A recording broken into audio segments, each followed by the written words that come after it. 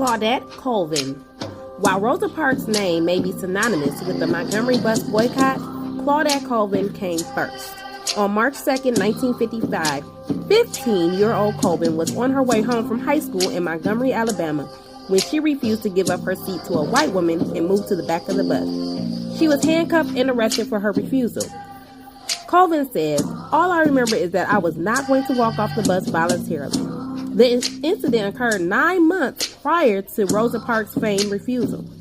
In June 1956, Colvin was one of 5 plaintiffs in Browder v. Gale, the first federal court case filed by a civil rights attorney that challenged bus segregation. A 3-judge U.S. District Court panel determined Alabama's bus segregation laws to be unconstitutional. The state of Alabama appealed the ruling, taking the course to the U.S. Supreme Court. On November 13, 1956, the Supreme Court upheld the lower court's ruling and affirmed bus segregation laws were unconstitutional. Black History Month Spirit Week is in full effect. Make sure that you show your spirit all week long. Field trip to Wayne State coming up soon. Get your permission slip from Dr. Parker. Robert Abbott, born in Georgia in 1870 to parents who had once been enslaved, became an American journalist, attorney, and editor. Though Abbott graduated from Kent Law School in Chicago, he was discouraged from practicing law from a fellow African-American attorney who advised him that he was too dark to be successful in the field. Instead, Abbott drew on his bachelor's degree in printing from Hampton Institute, now Hampton University, and decided to pursue journalism. In 1905, he founded the Chicago Defender newspaper. The Defender became one of the nation's largest and most influential black newspapers. Through the newspaper's success, Abbott became one of the nation's first African-American self-made millionaires. The Defender both reported on and encouraged the Great Migration, the massive movement of black Americans from the U.S. South to cities in the North. Walking Taco Wednesday continues this Wednesday during the Valentine's Day pop-up shop. The 369th Infantry Regiment, nicknamed the Harlem Hellfighters, became the first African-American infantry unit in the First World War and spent more time in combat than any other American unit. Initially deployed to help unload supply ships, the regiment faced discrimination from the white American soldiers, many of whom refused to serve with black soldiers.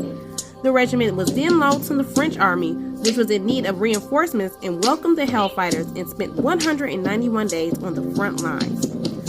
Though the unit lost 1,500 men and only received 900 replacements, the Hellfighters were the first unit of the French, British, or American armies to reach the Rhine River at the end of the war. When the war ended and the Hellfighters returned home, they and other black soldiers still faced racism and segregation from the country they bravely defended. Hey students, please stop by the Valentine's Day pop-up shop this Wednesday. Hey. Valentine's Day is coming up. Buy your tickets at lunch. Ronald McNair was 9 years old when a South Carolina librarian told him he could not check out books from a segregated library in 1959. Refusing to leave, a determined McNair sat on the counter while the librarian called the police, as well as McNair's mother. The police arrived, told the librarian to let the young boy have his books, and McNair walked out alongside his mother and brother. McNair went on to earn his PhD in physics at MIT and became one of the first black Americans selected as astronauts by NASA. McNair's first space flight was the STS-41B mission aboard the Challenger shuttle. He successfully maneuvered the robotic arm, which allowed astronaut Bruce McCandless to perform the first spacewalk without being tethered to the spacecraft. He was the second African-American astronaut to travel into space.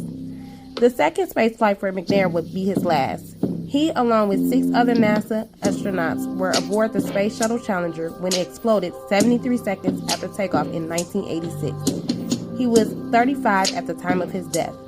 Today, the building that housed the library in South Carolina, where McNair was refused books as a child, is now named in his honor.